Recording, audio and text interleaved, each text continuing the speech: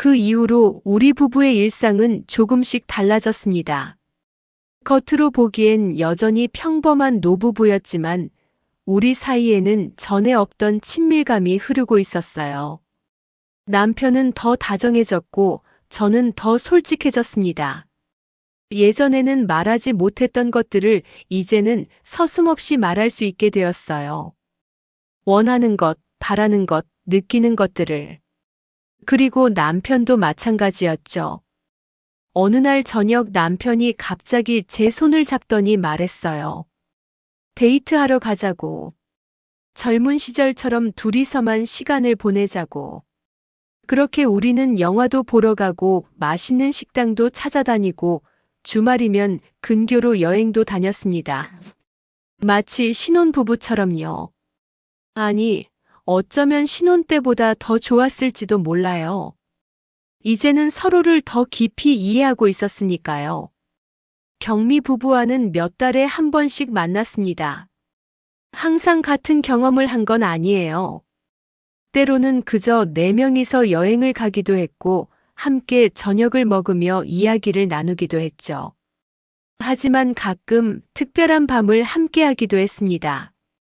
그럴 때마다 저는 새로운 저를 발견했어요. 아직도 설레고, 아직도 원하고, 아직도 충분히 아름다운 저 자신을. 물론 처음처럼 떨리진 않았어요. 이제는 익숙해졌으니까요. 하지만 그 익숙함 속에도 여전히 신선함이 있었습니다. 매번 조금씩 다른 감정을, 조금씩 다른 경험을 하게 되었거든요. 그러던 어느 날 우리 딸이 집에 들렀습니다. 서울에서 직장 생활을 하는 딸아이가 오랜만에 얼굴을 비춘 거예요. 저녁을 먹으면서 딸이 말했어요. 엄마 아빠가 요즘 너무 좋아 보인다고. 예전과 뭔가 달라졌다고. 제 심장이 철렁했습니다. 설마 눈치챈 건 아니겠지? 하지만 딸은 그저 기쁜 표정으로 말을 이었어요. 두 분이 데이트도 자주 다니시고 함께 웃는 모습도 많이 보이고 정말 행복해 보인다고. 안심이 되면서도 한편으로는 묘한 기분이 들었어요. 우리가 하고 있는 이 일을 자식들이 알게 된다면? 주변 사람들이 알게 된다면? 하지만 곧 생각을 고쳐먹었습니다. 우리는 누구에게도 해를 끼치지 않았어요. 서로 동의하에 서로를 존중하며 우리만의 방식으로 삶을 살아가고 있을 뿐이죠. 그리고 가장 중요한 건 우리가 행복하다는 거예요.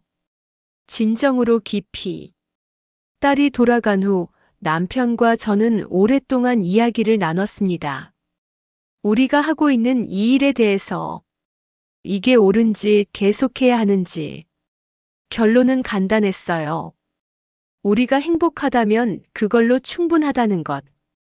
시간이 흐르면서 우리와 경미 부부의 관계는 더욱 깊어졌습니다. 이제는 단순히 육체적 관계를 넘어선 무언가가 되었어요. 4명이 하나의 작은 공동체처럼 느껴졌달까요? 서로의 고민을 나누고 서로를 위로하고 함께 기쁨을 나누는 관계.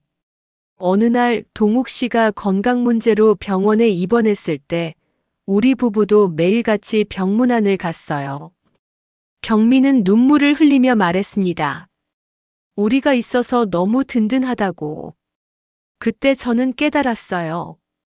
우리 사이의 관계가 단순한 육체적 만남을 넘어서 진정한 우정과 사랑으로 발전했다는 걸.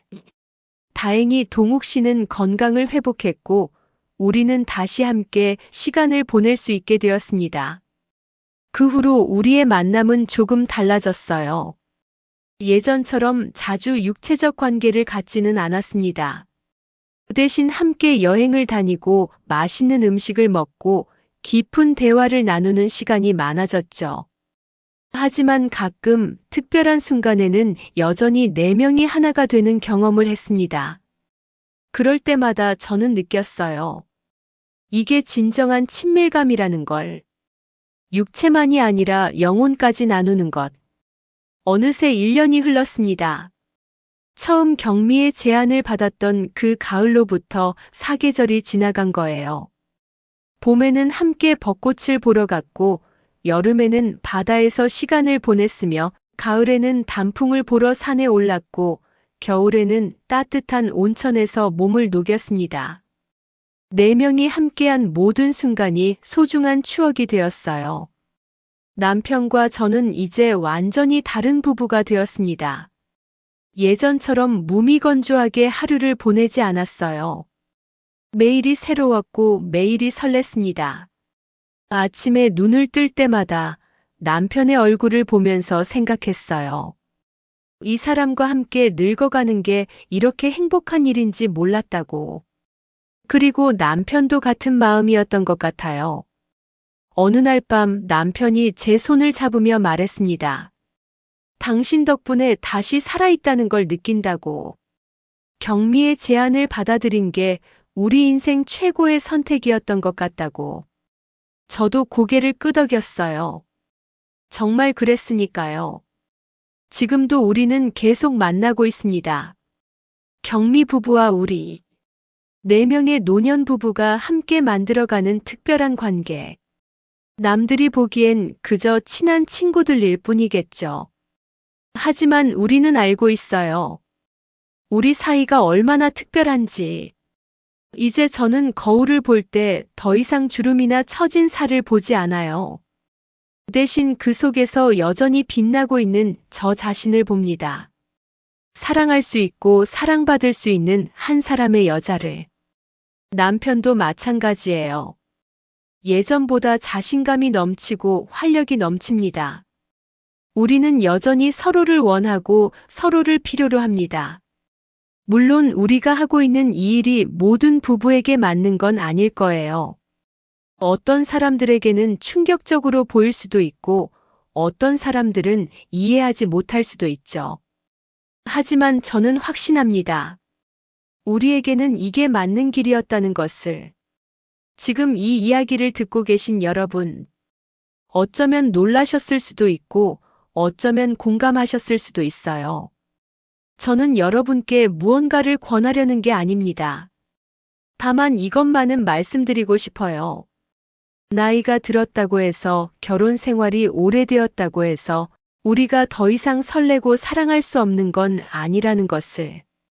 우리 안에는 여전히 뜨거운 심장이 뛰고 있고 여전히 누군가를 원하는 마음이 살아있다는 것을.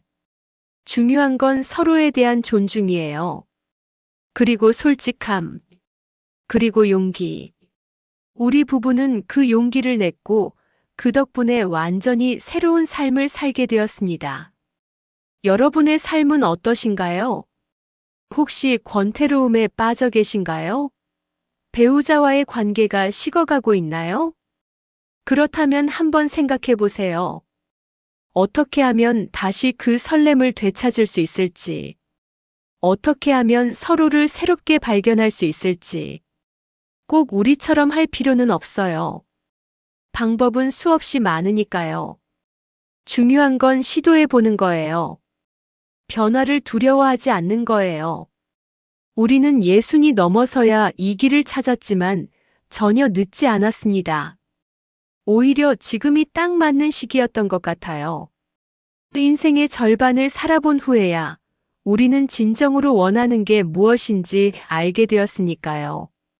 지금도 남편은 제 옆에 앉아 있습니다. 함께 차를 마시며 창밖을 바라보며 서로의 손을 잡고 있어요. 이 손길이 얼마나 소중한지, 이 순간이 얼마나 아름다운지 우리는 알고 있습니다. 그리고 다음 주에는 또 경미 부부를 만날 예정이에요. 이번에는 제주도로 여행을 갈 계획입니다. 무슨 일이 일어날지는 아무도 몰라요. 하지만 분명한 건 그 시간이 우리에게 또 다른 기쁨과 깨달음을 줄 거라는 거죠. 인생은 예측할 수 없습니다. 특히 우리 나이가 되면 남은 시간이 얼마나 될지 아무도 모르죠. 그래서 더욱 소중한 거예요. 지금 이 순간이, 지금 옆에 있는 사람이, 지금 느끼는 이 감정이. 여러분도 그걸 느끼셨으면 좋겠어요. 나이가 들었다고 삶이 끝난 게 아니에요. 오히려 지금부터가 진짜 시작일 수 있습니다. 용기를 내세요. 솔직해지세요. 그리고 사랑하세요. 여전히 뜨겁게 진심으로. 저는 은자입니다. 그리고 저는 지금 제 인생에서 가장 행복합니다. 여러분도 그러시길 바랍니다. 감사합니다.